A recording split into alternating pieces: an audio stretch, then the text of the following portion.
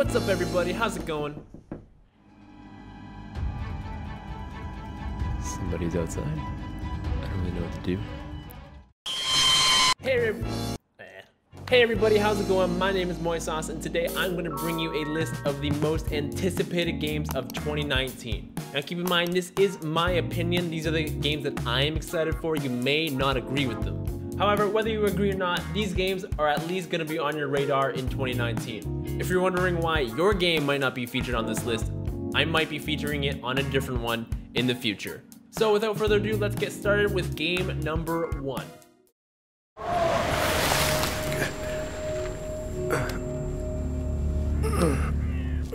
The first game on the list is The Sinking City, an investigation game done right. Not much is given to the player. Instead, you need to figure out everything on your own with hard facts before making any accusations.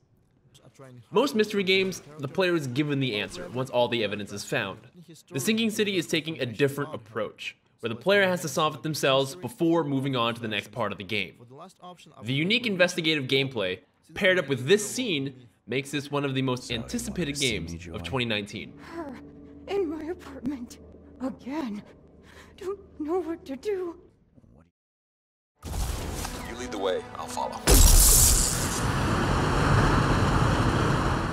I'm hesitant to put this here, but Anthem is the next game on the list of the most anticipated games of 2019.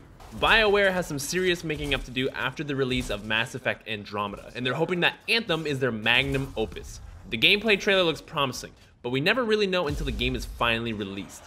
I see this having the same success as Destiny.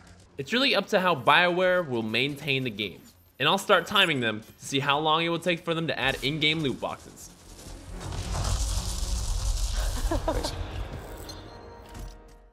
He's known as a samurai general. He really tests everything that you will have learned in the demo up to this point. Literally imagine Dark Souls, but with badass finishing moves, with samurais, and all while satisfying your anime fantasies. Ha! You weeb, you all liking that Japanese and everything. Why don't you go ahead and just move to Japan, why don't you? Just go ahead and marry it. Just go ahead and marry Japan. You know you want to. You won't do it. You won't do it. Go ahead. See what happens, kid. I dare you. Little bitch. But in all seriousness, the one thing that Dark Souls lacked was the flashy finish to enemies. Sekiro satisfies that, while not affecting the quickness of the gameplay. The setting of Japan is absolutely gorgeous. The gameplay looks very smooth, and the enemies are mysterious and unique. If you liked Dark Souls, Sekiro looks to be that much better. Just kind of smooth.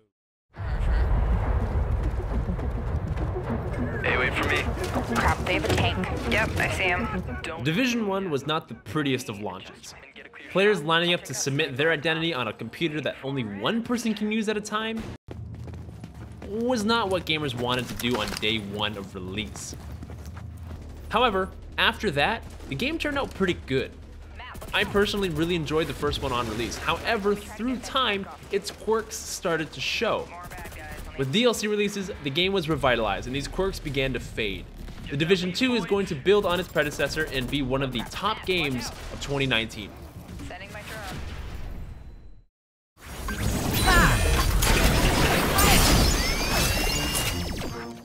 It's time to turn into 6-year-old kids and play the long-awaited sequel of our childhood, Kingdom Hearts 3.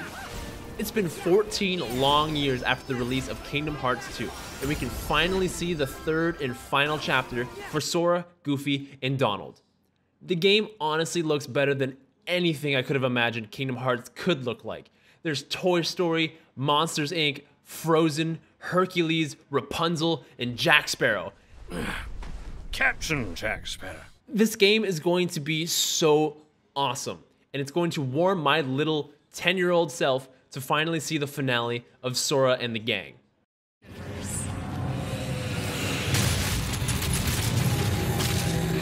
What more is there to say than it's Doom? Seriously, Doom is so unique and so good. There's literally no other game like it. Bethesda took an old classic and gave it justice with its reboot. Bethesda is looking to build off that momentum and make Doom the most gruesome, visceral title of 2019. Seriously, Doom Eternal makes Doom look like Sally's graduating preschool play.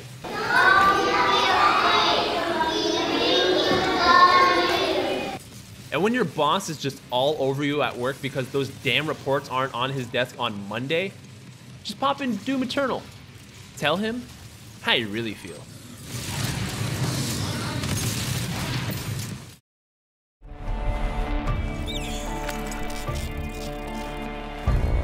Unfortunately, Metro as a game series has flown under a lot of radars in the past.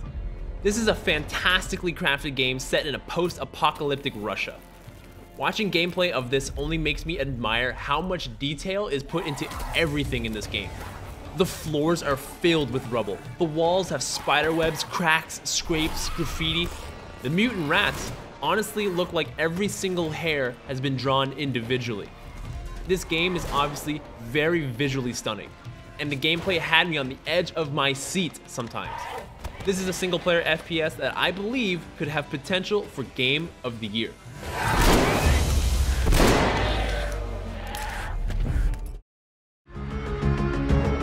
Welcome to the edge of the galaxy, the frontier of space. Before The Outer Worlds, I'm not sure I've ever been so surprised and excited at the sudden announcement of a game. Fallout 4 was a massive disappointment for me, and Fallout 76 is a joke that will haunt Bethesda forever. This is what I imagined Fallout 4 was supposed to be like. The more I watch the trailer, the more excited that I get. This fantasy world looks so in-depth, so immersive, that I feel like this is going to be one of the top RPGs of 2019. Two choices, bad and worse.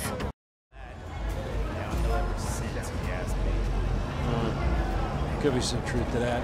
For those that know me, they would know that The Witcher is my favorite game series. All three games stood out at its time for being innovative by having terrific graphics and creating a fantastic fantasy world. With The Witcher being over, CD Projekt Red wanted to build a different style of game. Bingo, bango, bongo, out comes Cyberpunk 2077. This futuristic steampunk FPS is on a lot of people's watch list in 2019. This city looks to be filled with life.